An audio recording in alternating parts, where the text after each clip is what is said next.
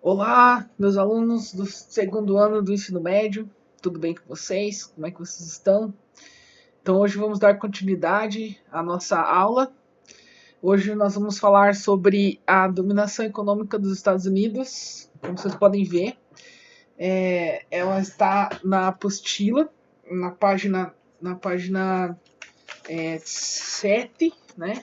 Então, aqui, quem quiser acompanhar lá na apostila, página 7. Os textos desses slides estão na apostila mesmo, vocês podem acompanhar na apostila. Eu fiz a transferência dos textos para os slides. E eu fiz alguns a mais ali para a gente poder compreender um pouco mais sobre o assunto que nós estamos trabalhando, né? Então, a aula de hoje vai ser continuidade do tema da semana passada, que é a formação da globalização econômica. Hoje nós vamos falar então um pouquinho sobre economia, né? É um assunto um pouco complicado de se entender, mas vale a pena, né? De a gente compreender um pouco. Qualquer dúvida vocês me procurem e vamos lá, né? Eu vou utilizar então os textos das apostilas e bora lá. Então, como é que funcionou? Como é que funciona então o assunto desta aula? Funciona mais ou menos assim. Depois do acordo Bretton Woods, né, que o principal item que foi feito nesse acordo que eu citei na última aula, foi a troca, né, das relações econômicas mundiais que antes se fazia em valor de ouro, agora é feito em dólar, né? Então, como vocês podem ver ali, né, uma cotação um pouco, né, na questão matemática ali, né, como é que ficou essa questão e como é hoje também, né? Eu li alguns artigos ali que mostra quanto que valeria hoje, né, essas transações que foram feitas ali pós Segunda Guerra Mundial, no, né, 1944, 45, né? Então ali no texto ele diz o seguinte, né, que eu tirei da apostila, lembrando vocês, então, antes de Bretton Woods, o ouro era o parâmetro para determinar o valor das moedas e das mercadorias, né? Uma onça de ouro, né, uma quantidade de ouro, né, valia era entre 24 e 33 gramas de ouro, corresponderia a 35 dólares. E eu achei numa matéria do Estadão que 40 anos depois desse valor, né, dessa definição, né, de trocas entre dólar, o ouro e o dólar, né, ouro para o dólar, né, então esse valor hoje não é 35 dólares, mas 1.750 dólares, né, 24 gramas a 33 gramas de ouro. Então é muito dinheiro se você for ver hoje como que é tratada essa questão. No ano de 1944, os Estados Unidos comprometeu-se a trocar imediatamente ouro por dólar, segundo a paridade até então utilizada, né? Com isso, o dólar foi escolhido, na realidade imposto, né? Por que imposto? Porque os Estados Unidos, historicamente, saiu vitorioso, né, da Segunda Guerra Mundial e tinha maior economia na época, porque o seu território não tinha sido atingido. Então, ele, né, foi estipulado, né, que o valor do dólar seria, né, a moeda dólar seria a mais utilizada, né, como a moeda comum das nações capitalistas passou a ser a referência do intercâmbio internacional desde 1944. Então, o que acontece, né? O que acontece foi o seguinte: a Europa, né, estava totalmente destruída depois da Segunda Guerra Mundial e ela precisava ser reconstruída, né? Então, o que acontece? Os Estados Unidos se propôs, através de um plano chamado Plano Marshall, né, de reconstrução da Europa, né, e esse plano deu para a economia americana uma valorização imensa, né, do dólar, e somado a essa ideia de financiar a reconstrução da Europa pós Segunda Guerra Mundial, os Estados Unidos também oferecia, né, a defesa militar, né, para esses países e para muitos países do mundo, né, principalmente o Brasil também recebeu. E isso fez com que os Estados Unidos se consolidasse como, né, nação que dominava, né, todo o cenário econômico mundial pós aí, né? E o que tem a ver tudo isso, né? Porque dos Estados Unidos, né? Porque existia, né, digamos, um lado contrário, né, aos Estados Unidos, que foi a União Soviética, né? Que ela durou aí de, se não me engano, 1920 até 1989, né, ou 91, acho, se não me engano, com a queda do Muro de Berlim, né. Então, em todo esse período, né, que a gente chama aí na história como Guerra Fria, né, essa troca de dólar, de ouro por dólar, né, representou aí uma dominação dos Estados Unidos frente à Guerra Fria também, né, porque tinha os países do leste europeu, tinha vários países que utilizavam, né, a forma econômica que a União Soviética adotava na época também. Então, toda essa troca aí também teve a ver com a Guerra Fria, né, digamos assim. E aí, como vocês podem ver, no próximo slide, fala o seguinte: com base nisso, todos os países capitalistas passaram a estabelecer os valores de suas moedas nacionais em relação ao dólar, né? Então, em outras palavras, para saber o valor de cada moeda nacional, é necessário verificar quantos dólares o país tem guardados em suas reservas monetárias, né? Dessa forma, estabelece um câmbio flutuante, o que significa que o valor de troca de cada moeda nacional, o real, por exemplo, varia e flutua conforme a oferta e a procura por dólares no mercado financeiro brasileiro. Então, o que acontece? Eu vou explicar isso um pouquinho mais para frente nos slides, como que funciona, né, essa questão das moedas nacionais e com relação ao dólar e o mercado, digamos assim, né? Mas essa ideia ali de câmbio flutuante, né, é o esquema que dá para a gente entender um pouquinho mais. Então eu coloquei para vocês ali na tela o significado de câmbio flutuante, né? Então o câmbio flutuante é um sistema cambial em que as operações de compra e venda de moedas funcionam sem o controle sistemático do governo. O valor das moedas estrangeiras flutua de acordo com a oferta e demanda do mercado, né? E esse mercado, necessariamente, né, ele pode ser o mercado interno e o mercado externo, né? Então tem que ver como que você analisa essa questão. Então todos os países depois, né, da Segunda Guerra Mundial, passaram a ter esse câmbio flutuante, né, e depender, né, da entrada e saída de dólar dos seus mercados internos, né, o que determina o valor de suas moedas aí, né? Então isso é bem importante a gente destacar nesse ponto para entender como que funciona até hoje, né, as relações cambiárias de dólar e real, assim, no caso brasileiro, né, o real, e assim por diante. Então, eu coloquei aqui para vocês, né, um pouquinho mais de história, que também retirei da apostila, né, de como que funcionou, então, a parte histórica desse ponto aí, né. Depois eu vou voltar a falar um pouco sobre câmbio flutuante, essa lógica de troca de moedas, mas antes nós precisamos cair um pouco na história. O que aconteceu foi o seguinte, né?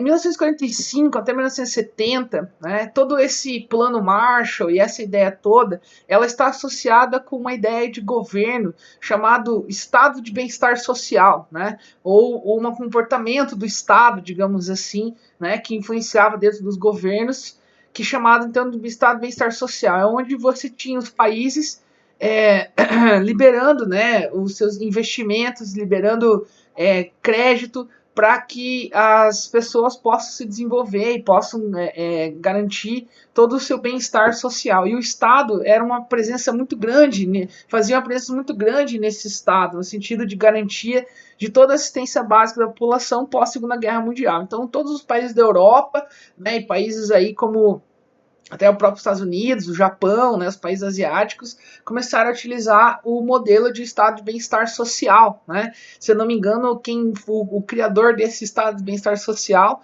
né, o idealizador disso foi um escritor chamado John Keynes, se eu não me engano, ou o plano keynesiano, digamos assim, né? Onde você tinha ajuda de todos os países e tal. Aí o que acontece? O estado de bem-estar social, ele foi, então, entrado em decadência, ele entrou em decadência a partir de 1971, né, quando houve uma estagnação da moeda do dólar nos Estados Unidos, e aí os Estados Unidos começaram então a fazer outra forma de política que afetou todos os países do mundo, né? E no texto ali a gente tem então o que aconteceu, né, em 1971 com a decadência do Estado de Bem-Estar Social. E analisando um pouquinho essa questão de Estado, antes de entrarmos no texto, é importante analisar que depois do Estado de Bem-Estar Social entrou o que a gente chama de sistema neoliberal, né, que é um sistema que prevalece até hoje, né? Que tem toda a influência no mundo até hoje, né? Eu não sei o que vai ser depois da pandemia, o sistema de Estado do neoliberalismo, mas o neoliberalismo, então, regiu o mundo toda essa época, né? Eu vou fazer uma aula inteira sobre neoliberalismo futuramente, para vocês entenderem as características desse sistema. Mas o estado de bem-estar social não é um estado liberal, necessariamente. Só para vocês entenderem um pouquinho a diferença, onde eu quero chegar. O estado de bem-estar social, ele seria a atuação do Estado, né, a utilização do Estado para o crescimento econômico, o Estado ia lá e ia influenciar, colocar dinheiro, assim por diante. Em 1970, ele cortou tudo isso, né?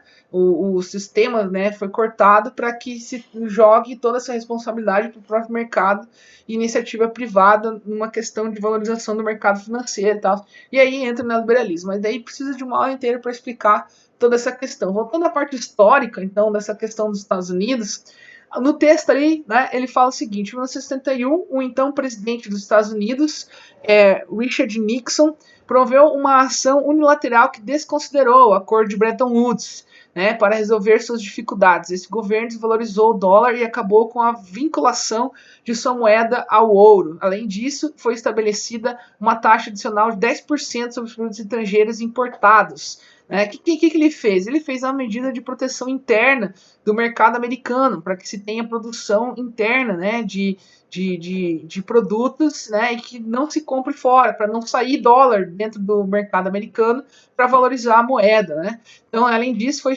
estabelecida uma taxa adicional de 10% para os estrangeiros importados. Com essa medida protecionista, os Estados Unidos combateram diretamente a concorrência comercial das mercadorias de japoneses e europeus. Né? Os fabricantes estadunidenses obtiveram, assim, vantagem significativa na disputa pelo mercado interno com os estrangeiros. Né? Então, a ideia é favorecer o mercado interno. É uma coisa que o presidente Donald Trump fez, né? Hoje tá fazendo na economia americana hoje, né, para fazer frente aos produtos chineses, né, que a China aí é uma economia que domina muito o mercado mundial, digamos assim. Né? Então, os aliados dos Estados Unidos protestaram contra a medida unilateral tomada pelo Nixon. Né? Por que eles protestaram nessa questão? Porque se tornou mais caro, né? Se tornou muito mais caro, né, você adquirir, você vender produtos, então não teve mais vendas e isso deixou, né, as economias desvalorizadas do resto do mundo, porque os Estados Unidos deixou de comprar de fora para comprar de dentro, né, no mercado interno deles. Em dezembro de 1971, no entanto, acabaram por concordar com essa política, pois não tinha outra opção, já que dependiam tanto dos recursos como da proteção militar deste país. Né? Então, né, não teve como bater de frente com isso e acabaram aceitando essa questão. Né? Desse momento em diante, todas as moedas passaram a depender da lei da oferta e da procura, né? A mesma lei que se aplica a qualquer mercadoria ou serviço que os consumidores desejam adquirir. Então acontece, todas as relações econômicas, o valor das mercadorias, tudo depende então agora da questão da oferta e da demanda, que é uma lógica básica dentro do capitalismo. Né? Se você tem bastante oferta de um produto, esse produto geralmente tende a diminuir o valor. Né? E se você tem então uma pouca oferta desse produto, né, e um aumento da demanda, no caso, o valor desse produto tende a aumentar, né? E foi o que aconteceu com o dólar, necessariamente. Né? Se você tirou o dólar do mercado, né, o dólar se torna mais caro, né? E daí isso se torna mais caro para os outros países comprarem de fora dos Estados Unidos. Mas como a dependência, né, da produção interna americana, a dependência de produtos americanos é muito grande dos países, né, isso criou, né, então, um grande problema aí, né, da economia mundial pós 1970. Né? Aliados a isso tem também a crise do petróleo, que veio posteriormente, essa ideia, que também teve que se adequar às outras economias do mundo aí. Então, o que acontece? Eu coloquei para vocês ali uma definição que eu tirei da própria apostila mesmo, chamada de oferta e demanda. Né? Então, um produto pode sofrer variações em seu preço de acordo com dois fatores combinados, né? A oferta ou a procura, oferta e a procura ou demanda, né? Então, demanda e procura são o mesmo termo. Se a oferta do produto for pequena, mas a procura for muito grande, a tendência é o aumento do preço dele, né? Como expliquei hoje para vocês antes. E em caso contrário, grande oferta, mas demanda pequena, haverá queda do produto, né? Então, com as moedas passou a ocorrer a mesma coisa. Então, como que você determina o valor do dólar? Então, seria a questão de como está sendo oferecido e como está a demanda dessa moeda nos mercados dos países, né, que se utilizam dessa moeda para determinar o valor da sua própria moeda. Então, né, da moeda do dólar, que eu digo, frente à moeda interna, por exemplo, o real. E aí, então, acontece, dentro dessa ideia toda, essa discussão histórica de como que funcionou essa questão, eu quero utilizar esses, né, poucos minutos que nós temos de aula aí, final de aula, para a gente poder entender então como que funciona hoje, né? E eu tirei para vocês ali, né, hoje dia 13 de março, né, ali no período da tarde, né, estou gravando essa aula no dia 13 de maio, né, o dólar hoje bateu 5,91, né, frente a um dólar americano, desculpa, o valor do real, né, aliás, o valor do dólar, né, tá custando 5,1 reais, né, então como é que funciona? E aí, o que acontece, né, a ideia é entender o que isso impacta, né, na sociedade como um todo, necessariamente, né? Então, como é que funciona? O dólar alto, né, existe controvérsia para discutir esse assunto. Por exemplo, o dólar alto faz com que, né, a demanda por mercadorias se torne mais produtiva dentro do próprio país. Então, as mercadorias criadas aqui, que são feitas em reais, né, elas se tornam um pouco mais baratas. O problema é que quase todas as mercadorias construídas ou feitas no Brasil, não quase todos, mas tipo uma grande maioria, principalmente a área de commodities, né, como na questão do trigo, né, na questão de produtos primários, necessariamente, elas às vezes são produtos importados. Então, por exemplo, para você, por exemplo, o trigo é um exemplo disso, né? Então, o Brasil compra muito trigo de fora, né? E esse trigo, com o dólar muito alto para se comprar, né? O valor do trigo tende, né, a ficar mais caro, necessariamente, né? E aí o que isso representa para nós, então, né, população em geral, né? Se o valor do trigo aumenta, né, fica mais caro para ser comprado aí, né, devido ao valor do dólar, né, o valor do pão que você compra na padaria também vai aumentar, né? E isso vai prejudicar muito, né, a população mais carente que não tem poder de compra fazer isso, né? Então hoje vários produtos, né, se tornam mais caros, né? Eu estava vendo que os produtos eletrônicos hoje ficaram muito mais caros, né? Um exemplo que eu dou, por exemplo, é o valor de um notebook, né? Que o mesmo notebook no período do ano passado que custava R$ 1.600, hoje um notebook mediano aí para trabalho, né? Hoje ele está custando 2.100, 2.200, o mesmo notebook. Então encareceu o valor, né, desses produtos porque a mão de obra, a matéria-prima para produzir os produtos, né, se tornou mais cara também, né? Então isso faz com que altere todo o valor de todos os produtos do mercado aí. O que acontece? Então você tem aí, para a gente fechar a aula de hoje, nós temos então o funcionamento da cotação do dólar. Como que funciona isso? Então é só você pensar o seguinte: você tem a economia brasileira, né, o mercado brasileiro, e o real, ele é totalmente, então, o valor do real, ele está totalmente associado ao valor do dólar, né? Então como é que funciona? Se você tem uma entrada muito grande de dólar no Brasil, o valor do real tende a aumentar. Por quê, né?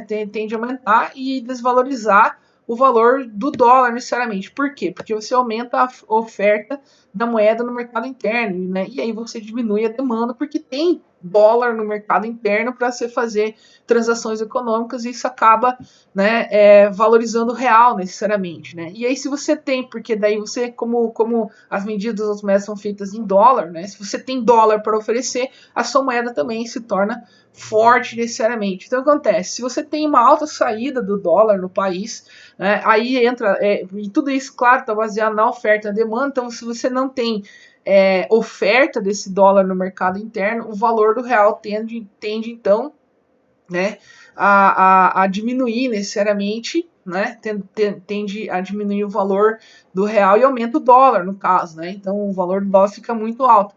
Então ali, ó, por dólar no mercado interno e aumenta a demanda, né, então é uma questão de oferta e demanda desse valor, interfere na nossa moeda interna.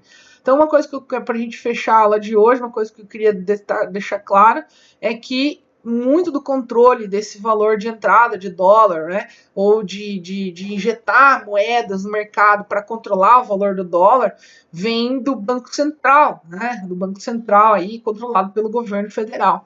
Então, a gente depende muito das políticas do Banco Central para saber como que está, né, a cotação do dólar, do real, nesse sentido, né? Então é bem interessante de a gente analisar essa questão. Na internet tem vários programinhas que fazem, né, a cotação do dólar aí pelo real, né, e é bem interessante de se pensar. E eu gostaria então de pedir para vocês, né, se vocês quisessem procurar ali, né, na internet ali os conversores de moeda, façam um teste. Acho que o Google mesmo tem um conversor que dá para você converter o valor do real com outras moedas que não seja o dólar, né, de muitos países do mundo, né. Então gostaria que vocês fizessem esse exercício de ficar comparando, é bem legal de ver os valores, né, de quanto que vale um real, né, em outros países, por exemplo, né. Então é bem interessante de se pensar. Eu não fiz aqui, eu não peguei de outros países, só peguei o valor do dólar mesmo, que é o tema da aula, mas vocês podem pegar, pega do dólar argentino, né, do peso argentino, desculpa, né, vocês podem pega o valor do dinheiro da Venezuela, por exemplo, né, o R$ 1 vale muito, né, vale muito dinheiro na Venezuela, então é bem interessante de ver essa troca aí, né, quanto que vale, né? Então é bem interessante se fazer esse exercício, né? No Google mesmo tem, se escreve no Google lá, conversor de moedas, vai ter lá, né? E aí então, essa foi a aula de hoje, eu continuo esse assunto na próxima aula, com vários temas e como que tá o próximo tema é um pouquinho mais sobre o cenário atual, nessa questão toda, né, da economia global aí, e temos mais informações então para mostrar para vocês. Então, eu quero agradecer a todos pela aula de hoje, muito obrigado, né? Aquele abraço a todos e, claro, né? Viva a sociologia. Muito obrigado a todos.